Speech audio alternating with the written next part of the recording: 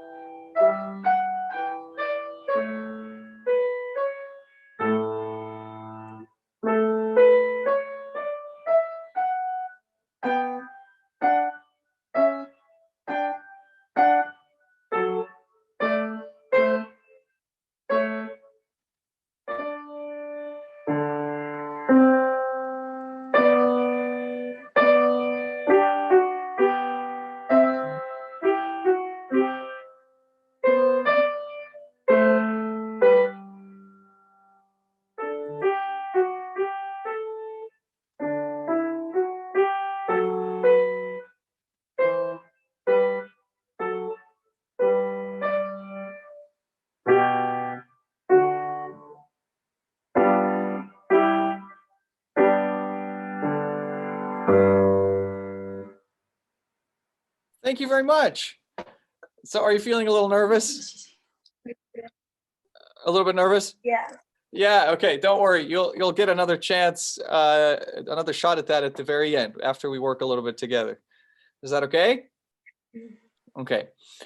So I think you're doing some really lovely things, and I think if this is you restarting or learning a new way to play, I think you're in good hands with whoever's teaching you. Your hands look really nice. You're using kind of you're staying close to the keys, and all those things are very good. I'd like to talk to you about something that maybe you've never heard before, and that's actually mixing up the speed at which you practice. So have you been told a lot to practice kind of slowly? Because I get nervous when I look at people or some people looking at me, so I had to play it slowly, or if I play it fast, I'll get more things. Yeah, okay, gotcha. So it has to do a little bit with nerves. Well, in practicing, it's sometimes good to try out different ideas and not necessarily worry about it the same way that you think about how you're going to play in front of people. Because in practicing, we're trying to take things apart a little bit and then put them back together. So I'd like for you to try just that very first measure, actually, when you have, I have my score here, so I'll just kind of move my camera to my hands, where you have this. And I'd like for you to just stop right at the downbeat of that measure. So when you play 1, 2, 3, 1, and stop. And if you could play it just a little bit faster than you were doing. Awesome. Okay. That, I like to call that a little chunk, right? That's a little chunk of the piece. So now, can you play that? How about if you play that 3 times in a row, but instead of reading it from the page, can you look a little bit more at what your hands are doing?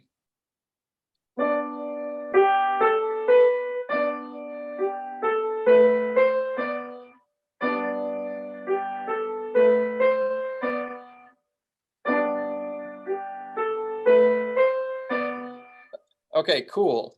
Now, is that a music book that you have, or is it just sheets of paper? Book. It's a book. Okay, can you put the book away for a second? And just play that much for me.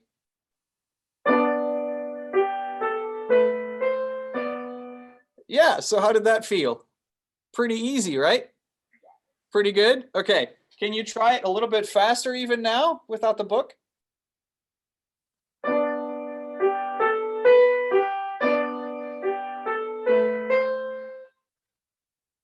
And what's the last note going to be?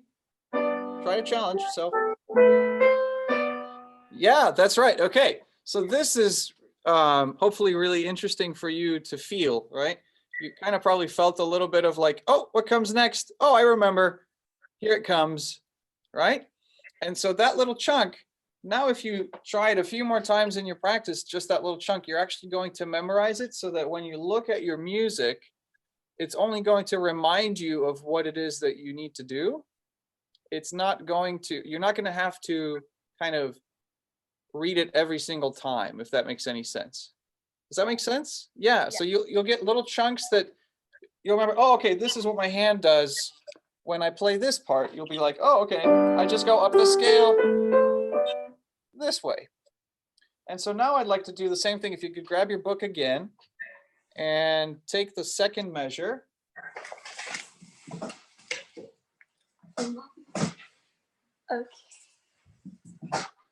So now we're on the second measure. Start on the downbeat. So you're going to be on D and B and go to the downbeat of the next measure.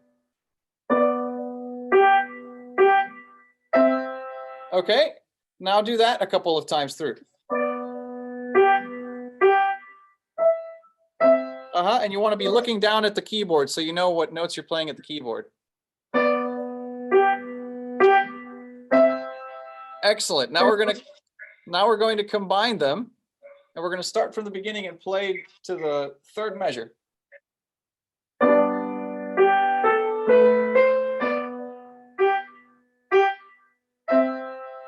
Awesome. Can you close your book and do that?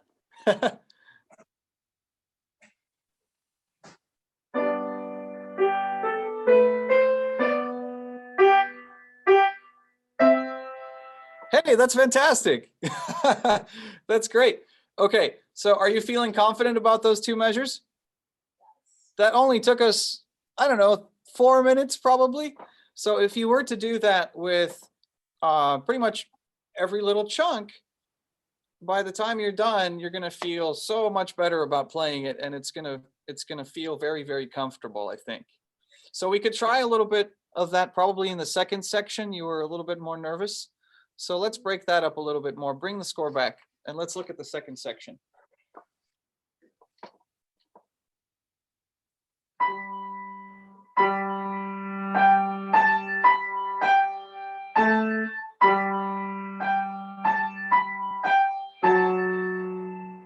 Yeah, and for this one, I'd like you to go from the B to the D. So if you could play this, just that much for me.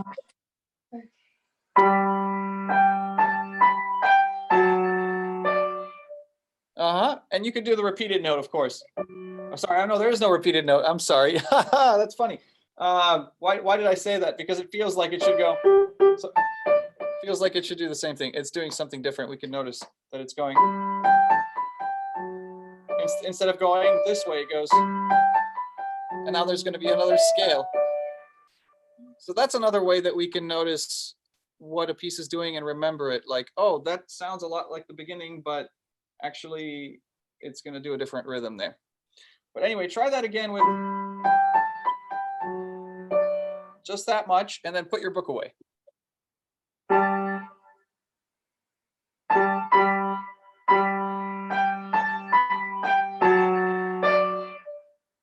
And maybe one more try with the book in front of you, but looking down at your hands now.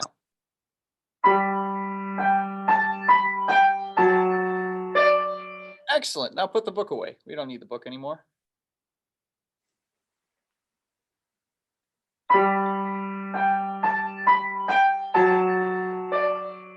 Okay, awesome. Do you think you could remember how it keeps on going without looking at it, just as a challenge?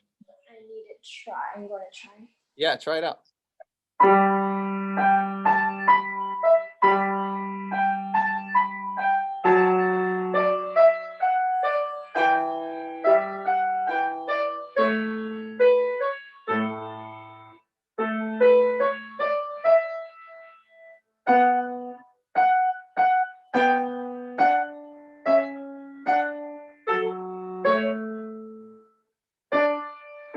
Okay, yes, I'd like for you to stop. So were you surprised at how much you remembered? Yeah, you actually know a lot more of the piece than I think you think that you know. So you're probably kind of jinxing yourself a little bit by looking up so much.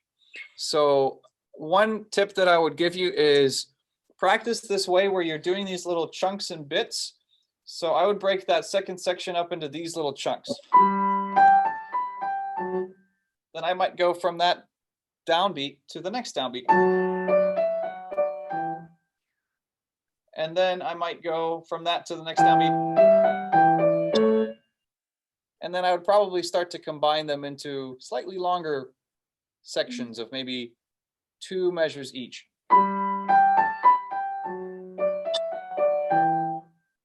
And start to do that without the book and just really focusing on what are my hands doing? What does it feel like to play this? And what does it sound like to play it? And your ear knows how the piece is supposed to go already because you've been practicing. You've been a good practicer about it. I can tell that much. And so it's a little bit more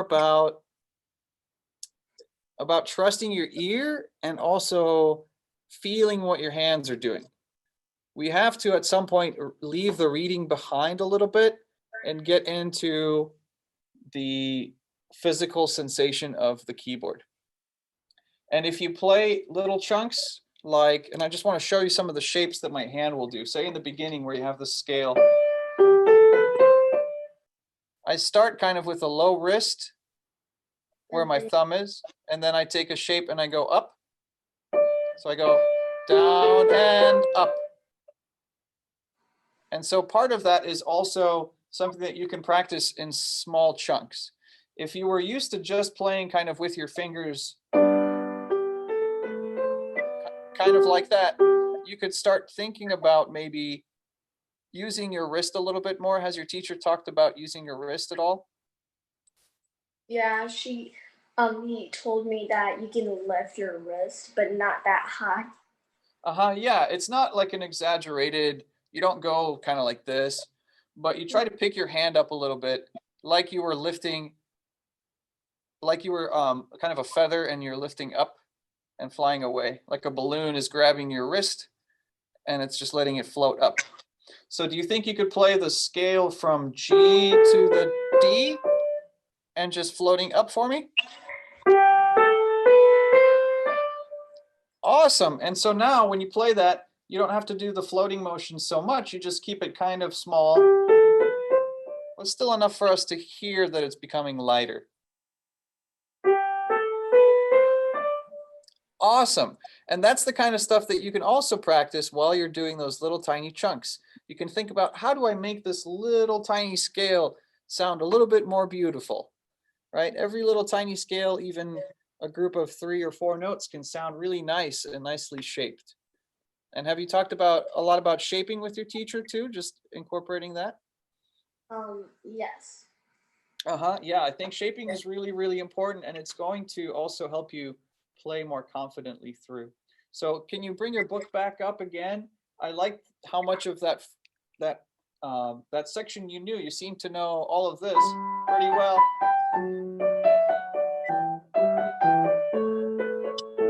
That was one section that you knew 100%. The next section, maybe a little bit less well. So let's look at that section now.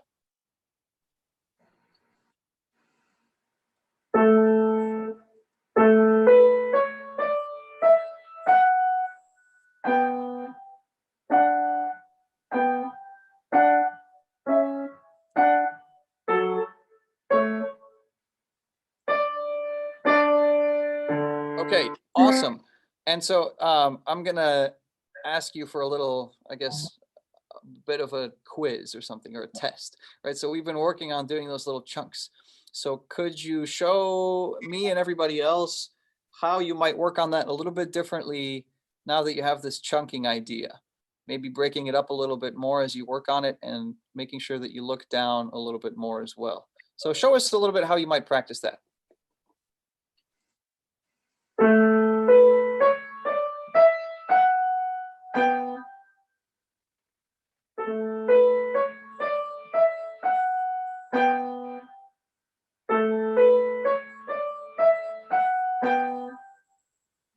Yeah, that's the idea. Does the scale feel a little bit better already? It sounded like the third scale was really smooth because you weren't looking up at the page so much anymore, right? So could you try now from maybe going on and just complete that little bar?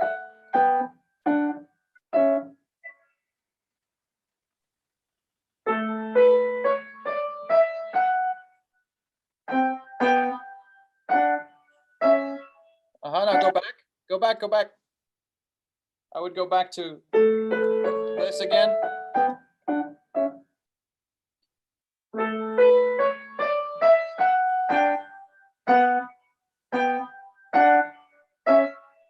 Yeah, we're gonna have to check the left hand right now, right? So you're coming out of your thumb was sitting on the A. Is that correct? Is that correct?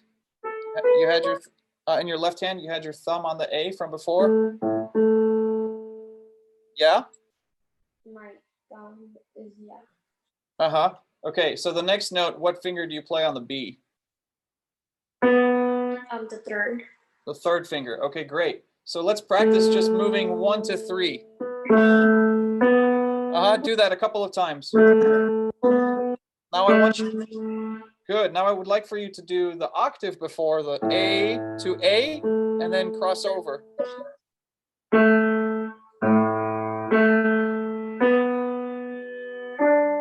Yeah, you're getting it. You're getting it. You know what I'm after, right?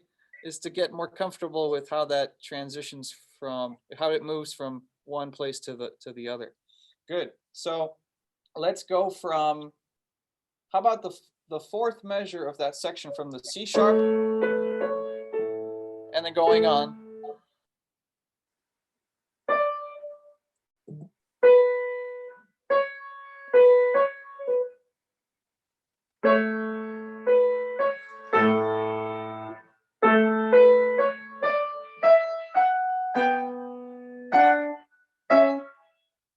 Yes, that's awesome, right? So now it worked because now you remembered you have to cross over 3.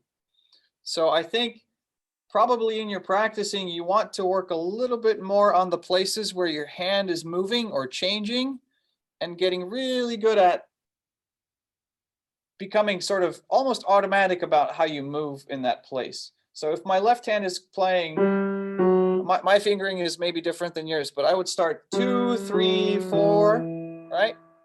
4, 2, 4, 1, 5, 1, and then it's the shift. So I would just practice the last bit where it goes A, 3, thumb, 2, thumb.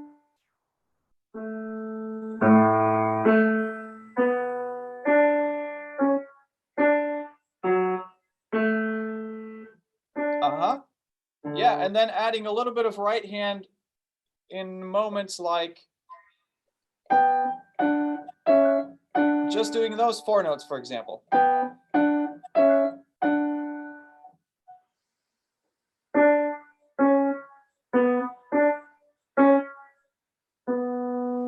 So B, D sharp, C sharp, D.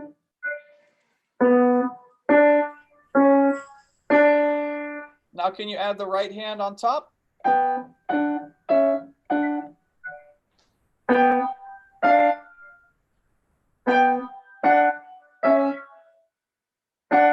Yeah, awesome. And just working on that, say 3 times in a row.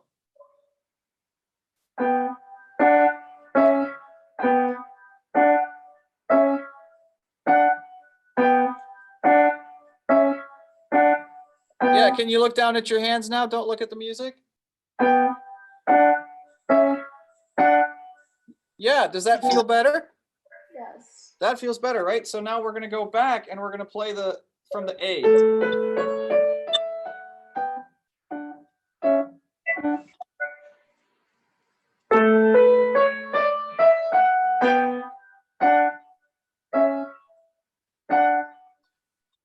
Yeah, it seemed like you were able to anticipate, you were able to think about what's coming next a little bit better. So the more you do that, the more you're going to remember, oh, this is coming next. I can trust my hand and kind of not think so much about reading it. Now let's go and talk about something else which is related to this. In order to get faster at tempos, and this goes out to kind of everybody that's watching as well, we sometimes can practice a passage with what I called mixed tempo practice, and it relates to this chunking. So if you have a shape like the scale in the beginning, I think in the beginning when you're starting, you're kind of reading it one note at a time, but then you start to realize, oh wait, this is a scale. I can play it kind of faster and maybe in one motion, like what I showed you, down and up. And so then you can practice it even faster, but just in a small chunk. Because the small chunk makes sure that you're going to play it right and you won't make a mistake. So can you try it even that tempo?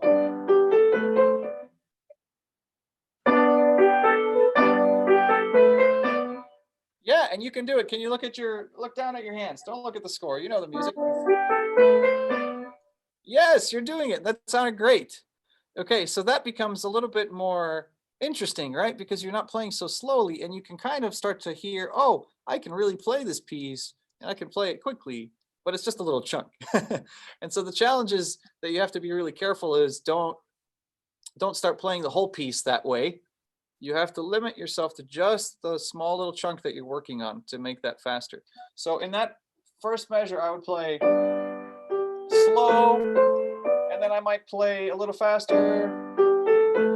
I might play a little faster still, even faster. Okay, I feel like I know it now. I can go back to the regular tempo, and it feels easy. Does that make sense? So let's look at the section that was bothering us down from A. If you can speed that up a little bit with the crossover 3, and do that a bunch of times.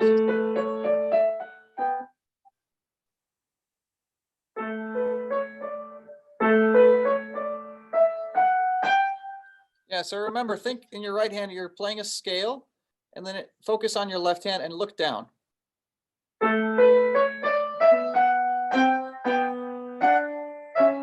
And don't go on, just play those notes and get to the G and stop. Yep, and now try it 3 more times.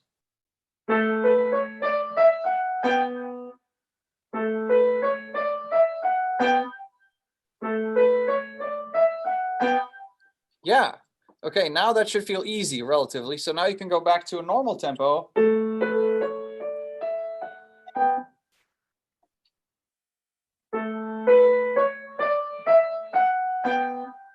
Does it feel like you know it better now after doing it a few times? Right? Yeah, I think so. I think so. And that helps us to kind of get over the hump of trying to read it every single time. And then we just remember, what does it feel like to play that shape? And our hand kind of helps us glide along. In this piece, what's hard, of course, is when you have those moments of kind of independent notes that don't connect. But for those, I would recommend grouping from the G to the F sharp right here. That's one group. Then I might take this as a separate group. And then I would do the left hand as a separate group from the D. So can you mark those in for me if you have a pencil anywhere close to you? If you don't, that's okay. You could mark it later. Do you have a pencil? Awesome. So I'm talking about here. Can you put a little line at the end of that just to break it off? Yeah. Section it off. Right. And then the next section is going to go.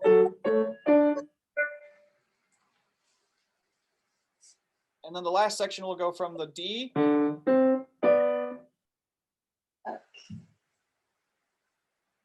And you'll notice that I'm doing something funny. I'm always going to the downbeat. I'm not stopping where the bar line is, because the bar line shouldn't actually make us stop. Like, I don't want you to ever practice this way, almost ever. But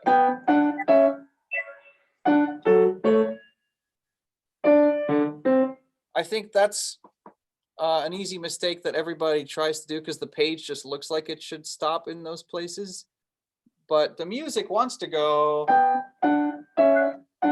We want to hear that note completed, right? Otherwise it sounds like, what are you doing? Where's the note? We want to hear this note come.